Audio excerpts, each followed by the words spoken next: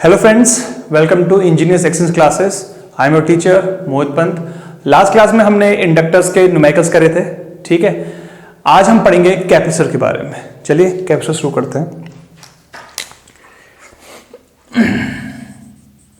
Capacitor capacitor क्या होता है? बेसिकली कैपेसिटर एक एलिमेंट है जो कि अपने अंदर क्या करता है, चार्ज को स्टोर करता है।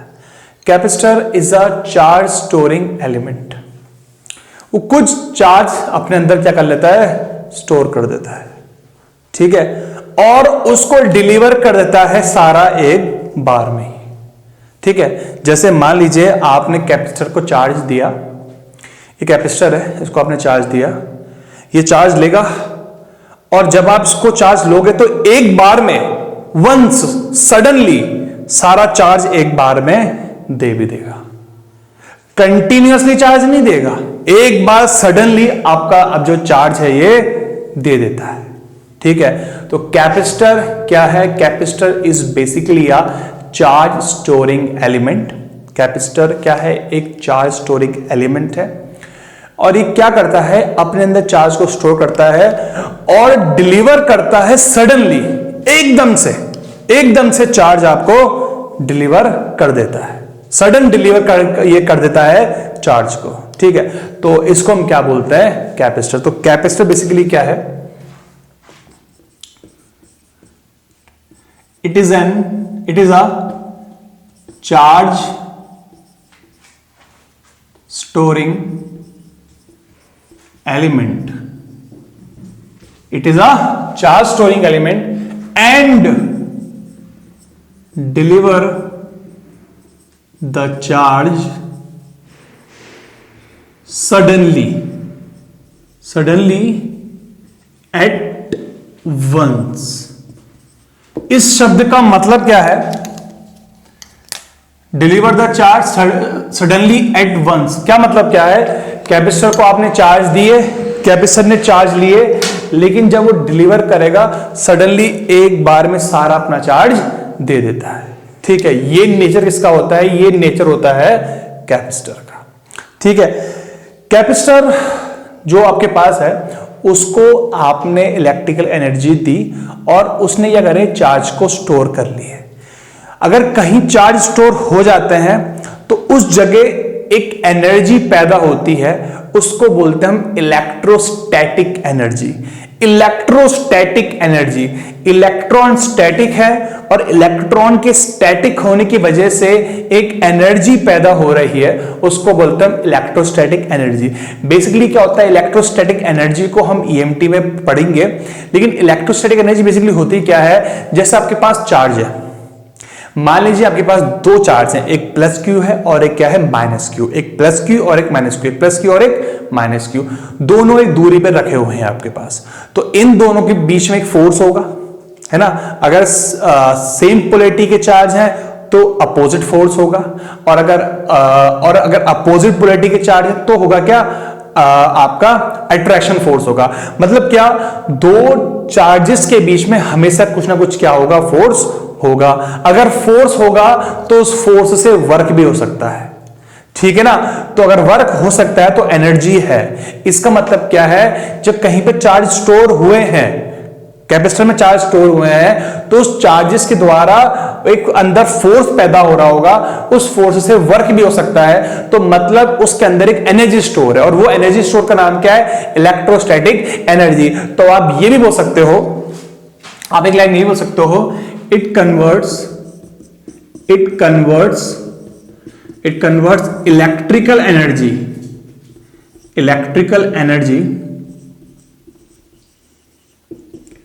into इलेक्ट्रोस्टैटिक एनर्जी में कन्वर्ट कर देते हैं। It convert electrical energy into electrostatic energy में कन्वर्ट कर देता है। तो ये काम कौन करता है? ये काम करता है हमारा कैपेसिटर करता है। कैपेसिटर क्या काम करता है?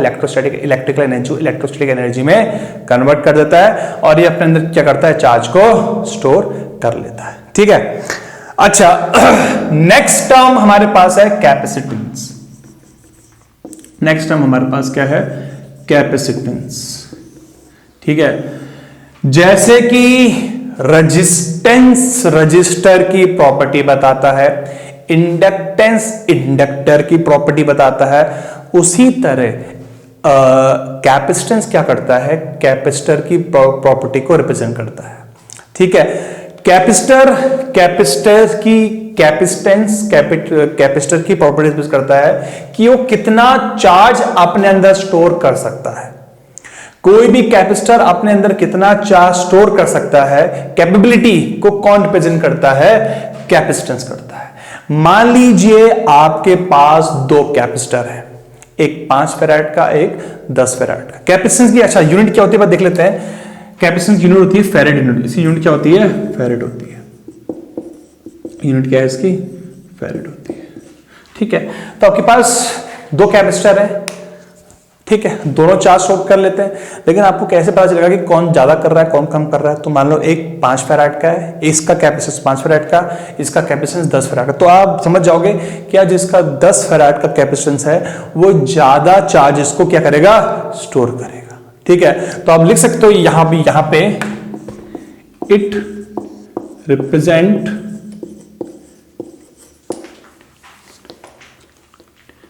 The charge storing, it represents the charge storing capability of the capacitor,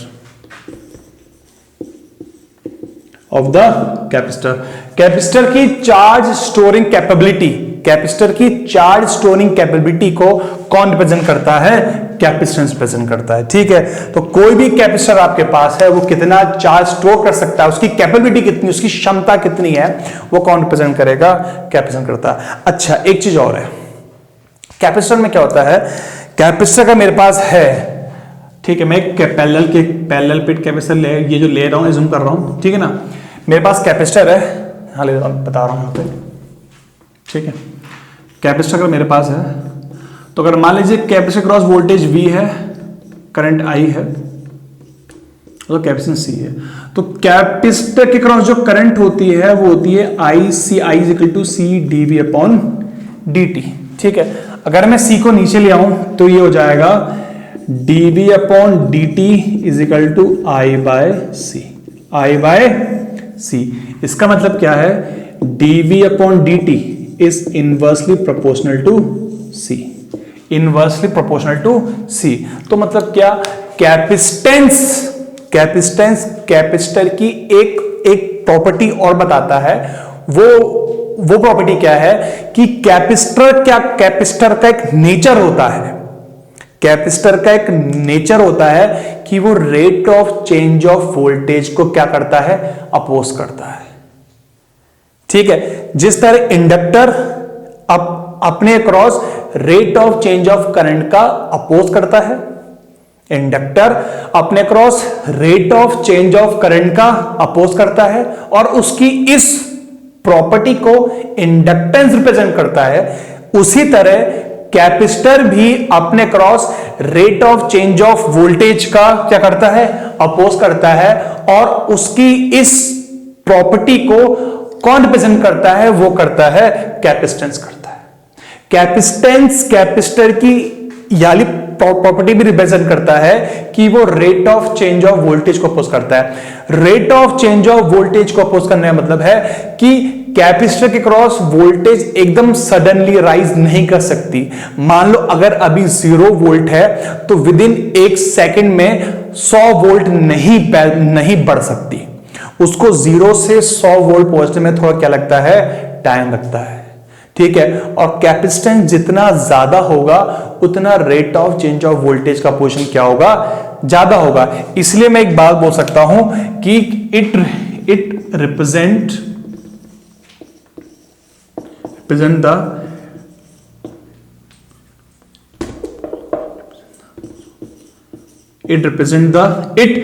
the oppose of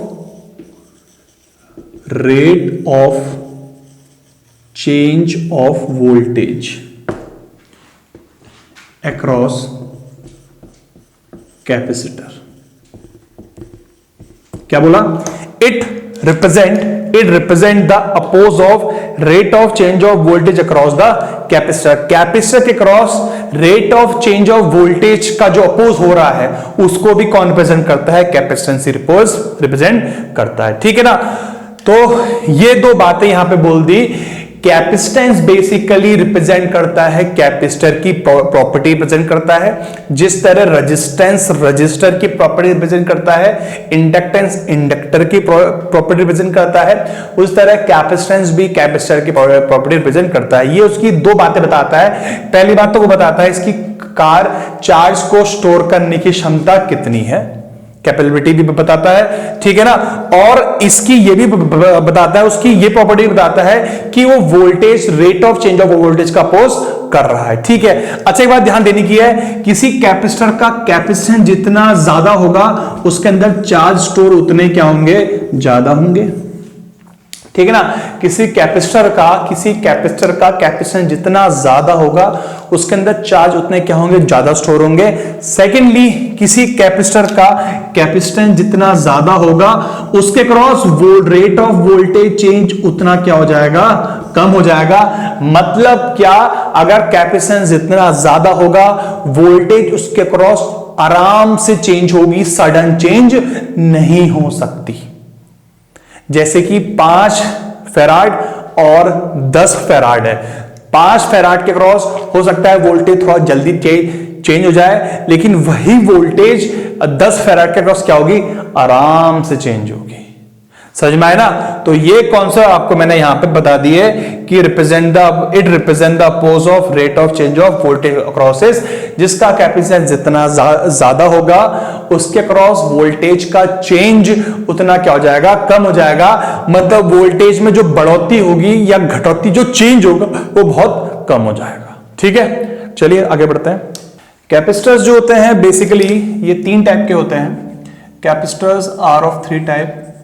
Capacitors are of 3 type. On the basis of construction. On the basis of construction. Construction के basis पे capacitor को हम 3 part में divide करते हैं। First होता है parallel plate capacitor, parallel plate capacitor.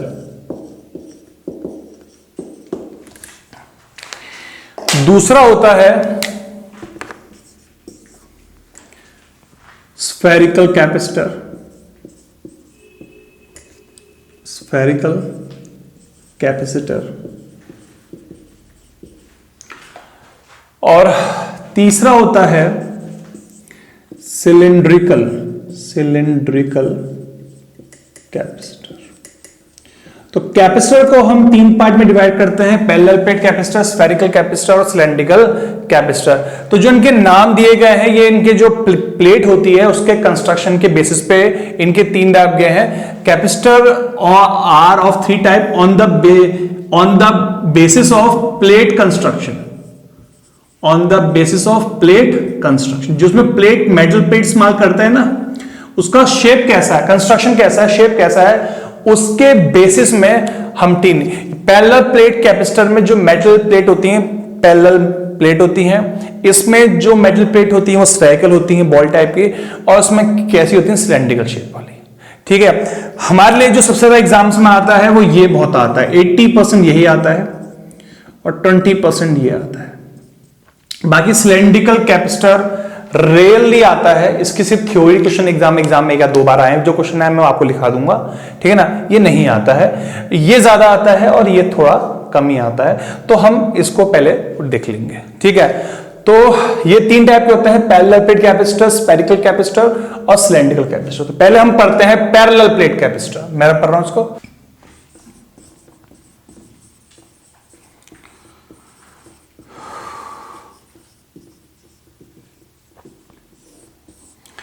Parallel plate capacitor में क्या है? आपके पास एक कैपेसिटर है,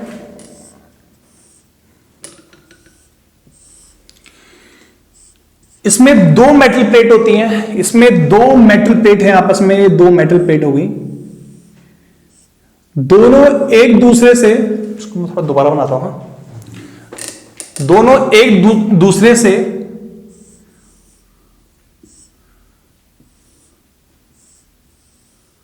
कुछ दूरी में रखी हुई है। ठीक है, दो रेक्टेंगुलर शेप की मेटल प्लेट है जो एक दूसरे से कुछ दूरी में रखी गई है। दोनों मेटल प्लेट है, ये भी मेटल प्लेट है और ये भी मेटल प्लेट है, दोनों का डायमेंशन एरिया क्या है, सेम है, और इन दोनों को आपने एक दूरी पर रखा है, और इन दोनों के स्पेस के बीच में जो दूरी है, दूर के बीच की गैप में, जो उनका बीच का गैप है, यहां पे आपने क्या डाल दिया है, एक डाइलेक्ट्रिक डाल रखा है। क्या डाल रखा है, डाइलेक्ट्रिक। डाइलेक्ट्रिक को हम इंसुलेटर भी बोल सकते हैं, इंसुलेटर एडर दोनों सेम चीज ही होती है। तो ये एक हमारा कैपेसिटर कंस्ट्रक्शन होता है।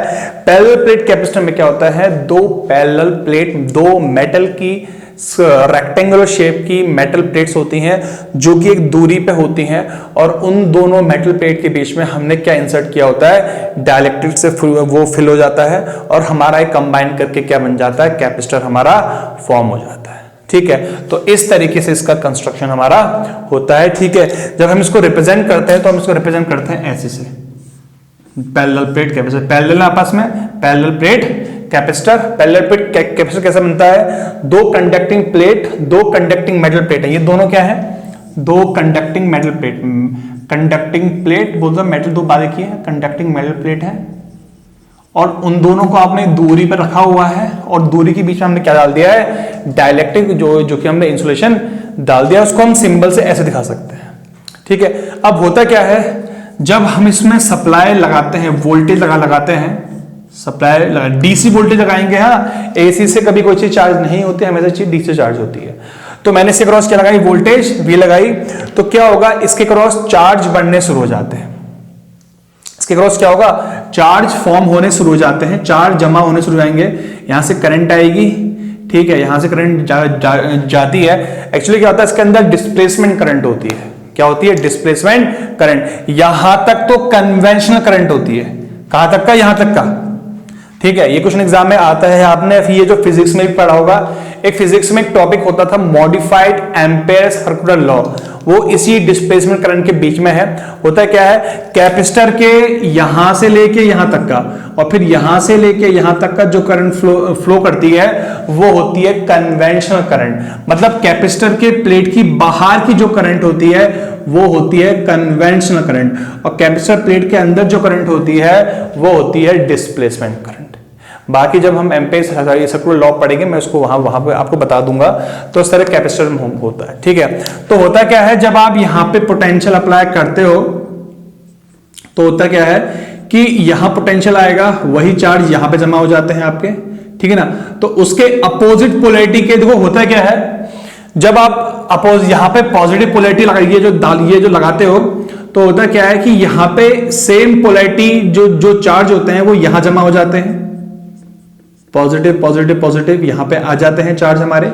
उसके बाद क्या होता है, ये पॉजिटिव चार्ज हमारे यहां पे आ जाते हैं ट्रेवल करके। उसके बाद क्या होता है, जो इसके जो चार्ज है, ये जो बीच की लेयर है, ये डाइलेक्ट्रिक है, ये जो बीच की लेयर है, ये क्या है, हमारी डाइलेक्ट्रिक है। तो क्या होता है, ये जो इस प्लस प्लस चार्ज है, इन प्लस प्लस की वजह से अपोजिट पोलैरिटी के चार्ज हमारे दूसरी साइड, उस मेटल प्लेट के दूसरी साइड जो डाइलेक्ट्रिक है, वहां पे क्या हो जाते हैं, इंड्यूस हो जाते हैं। ठीक है, तो जैसे ही आपने यहां पे पॉजिटिव पोटेंशियल दिया, पॉजिटिव पोटेंशियल यहां पहुंचेगा, यहां पॉजिटिव पोटेंशियल मिलेगा, पॉजिटिव पोटेंशियल की वजह से यहां पे हमारे पॉजिटिव चार्ज आ जाएंगे।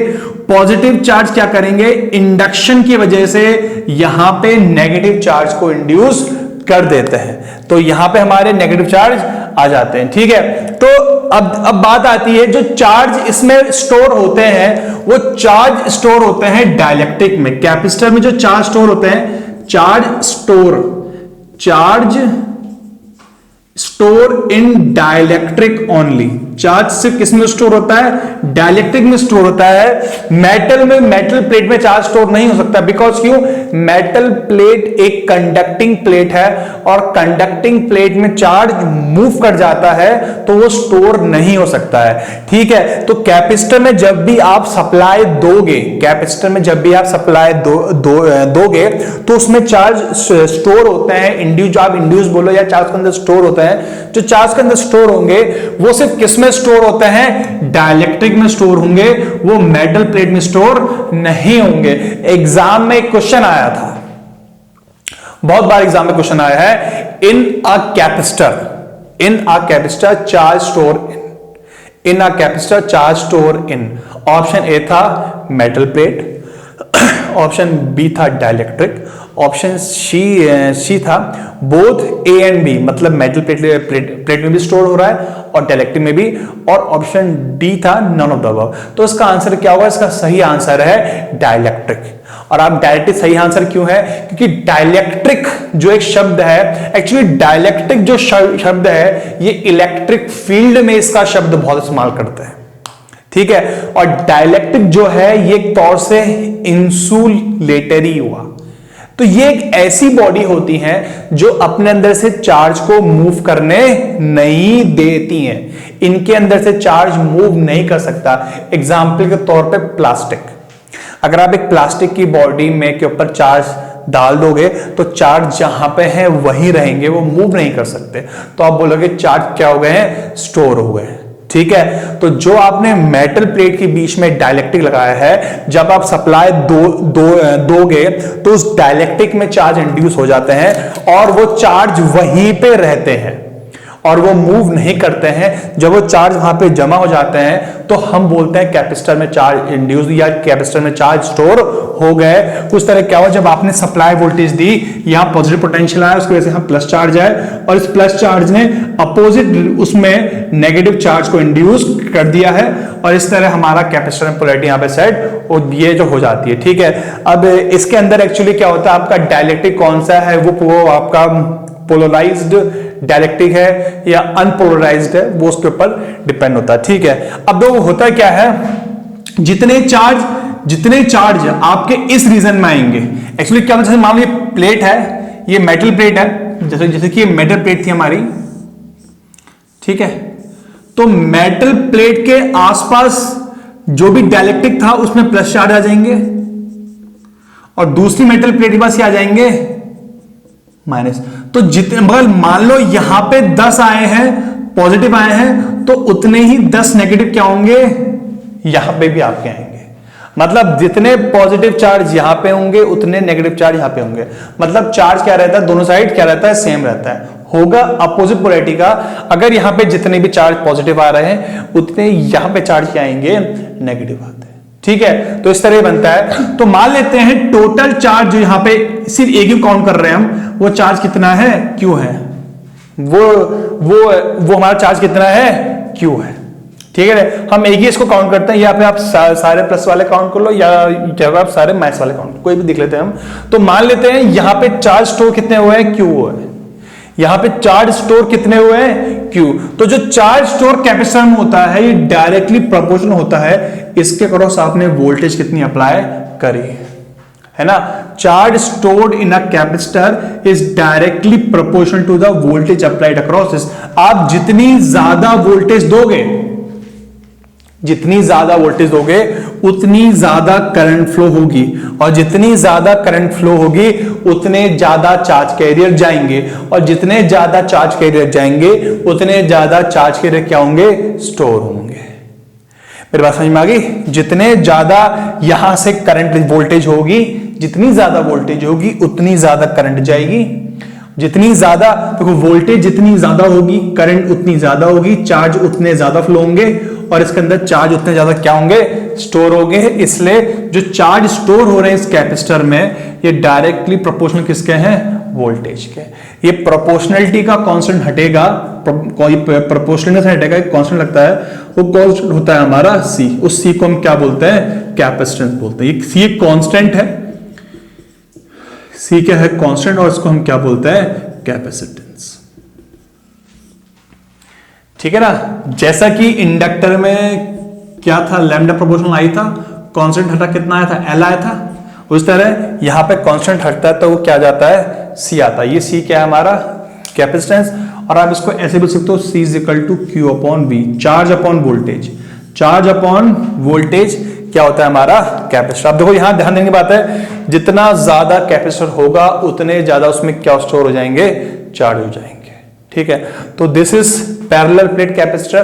पैरेलल प्लेट कैपेसिटर बेसिकली क्या होता है, आपके पास दो पैरेलल प्लेट्स हैं, दो पैरेलल प्लेट्स है जिनको आपने एक दूरी पे रखा हुआ है। उस दूरी के बीच में जो आपका गैप है वहां आपने डाइलेक्ट्रिक डाला हुआ है। डाइलेक्ट्रिक एक ऐसा मटेरियल होता है जो अपने क्रॉस चार्ज को मूवमेंट नहीं अलाउ करता है, चार्ज मूव नहीं कर सकता है। जब आप मेटल प्लेट लगाते हो और उस मेटल प्लेट में वोल्टेज लगाते हो तो क्या होता है, ये सप्लाई दोगे तो उसकी एक लेयर पॉजिटिव हो जाती है। तो ये जहां यहाँ पे पॉजिटिव लेयर होती है, ये पॉजिटिव लेयर क्या करती है, बेसिकली यहाँ पे नेगेटिव चार्ज को इंड्यूस कर देती है। और यहाँ पे क्या हो जाते हैं, आपके चार्ज यहाँ पे इंड्यूस हो जाता है, मतलब कुल मिला के आपके चार्ज यहाँ पे क्या हो जाते हैं, जमा हो जाते हैं। जब यहाँ पे चार्ज जमा हो जाते हैं तो आप बोलोगे यहाँ पे चार्ज स्टोर हो गए। और जो यहाँ पे चार्ज स्टोर हुए हैं ये डायरेक्टली प्रोपोर्शनल होते हैं आपने कितनी वोल्टेज अप्लाई करी है। जितनी ज्यादा वोल्टेज दोगे उतना ज्यादा चार्ज स्टोर होंगे, और जितना ज्यादा कैपेसिटेंस होगा उतने ज्यादा हमारे चार्ज में क्या हो जाएंगे, स्टोर हो जाएंगे। तो this is basically simply a parallel plate capacitor. ठीक है, अच्छा अच्छा अभी जो आपने फॉर्मूला लिखा सी, अच्छा इसकी ये यूनिट क्या होती है कैपेसिटेंस में, आप लिखा है फेरेड यूनिट होती है। कैपेसिटेंस की यूनिट क्या है, कैपेसिटेंस यूनिट होती है फेरेड। ठीक है, इसको आप नोट कर सकते हैं, कैपेसिटेंस यूनिट क्या होती है, फेरेड होती है। अब ये होता है क्या है, अच्छा ये जो फॉर्मूला लिखा है ये हमने कंपैरिजन वाला लिखा है। जैसे कि L कितना था, लैम्डा बाई आई, उस तरह हमारा कैपेसिटेंस कितना है, Q बाई वी। अब एक कैपेसिटेंस का फॉर्मूला होता है पैरेलल प्लेट का, वो होता है डायमेंशन पे डिपेंड होता है। ठीक है, उस फॉर्मूले को भी हम लिख लेते हैं, वो फॉर्मूला बहुत इंपॉर्टेंट है, एग्जाम में बहुत ज्यादा आता है, उसी से क्वेश्चन बहुत ज्यादा फ्रेम होता है। ठीक है, उसको हम लिखते हैं, यहाँ पे लिखते हैं। ठीक है, तो कैपेसिटेंस का फॉर्मूला क्या है देखते हैं।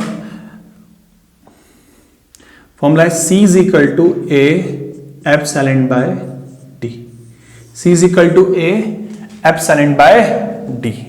ठीक है, ए यहां पे क्या है, area of the metal plate,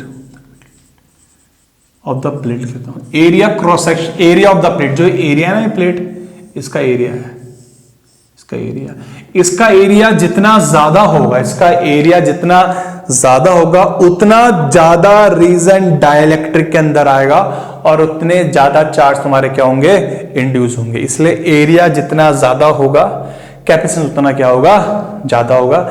ये ए हमारा क्या है, उसका एरिया होगा मेटल प्लेट का, area of the metal plate. Next है डी। डी है distance between the plate, plate के बीच की जो डिस्टेंस है, इन दो प्लेट के बीच की जो डिस्टेंस है उसको हम क्या बोलते हैं, डी। ये है डिस्टेंस ऑफ द प्लेट। जितनी ज्यादा दूरी होगी उतना कम चार्ज इंड्यूस होंगे, बिकॉज जितना ज्यादा दूर चार्जेस होंगे उनके बीच में फोर्स ऑफ अट्रैक्शन उतना वीक हो जाएगा और यहां पे चार्ज इंड्यूस होने में उतनी ज्यादा दिक्कत आएगी। इसलिए डी जितना ज्यादा होगा कैपेसिटेंस उतना हमारा क्या हो जाएगा, कम हो जाएगा। ये डी क्या है, हमारा डिस्टेंस होगी। लास्ट हमारे पास है एप्सिलॉन, इसको बोलते हैं एब्सोल्यूट परमिटिविटी। ये परमिटिविटी है, वहां हमने परमिबिलिटी पढ़ा था, ये permittivity, permittivity, absolute permittivity of the dielectric और मीडियम, डाइलेक्ट्रिक और क्या, मीडियम।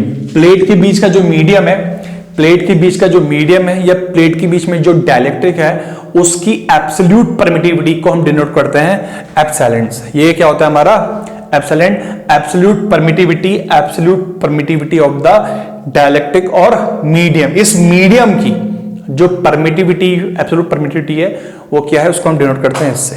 ठीक है, अब इसका मैं मतलब बताऊंगा आपको, पहले आपको आप नोट कर लीजिए, absolute permittivity of the medium. ठीक है, इसकी यूनिट होती है फेरेड पर मीटर। क्या होती है यूनिट, फेरेड पर मीटर होती है। ठीक है, ये एप्सिलॉन का फॉर्मूला होता है, ये होता है epsilon naught into epsilon R होता है। जिस तरह mu equal to mu naught into mu R था, उस तरह हमारा epsilon equal to epsilon R होता है। ठीक है, अच्छा एप्सिलॉन नॉट क्या है?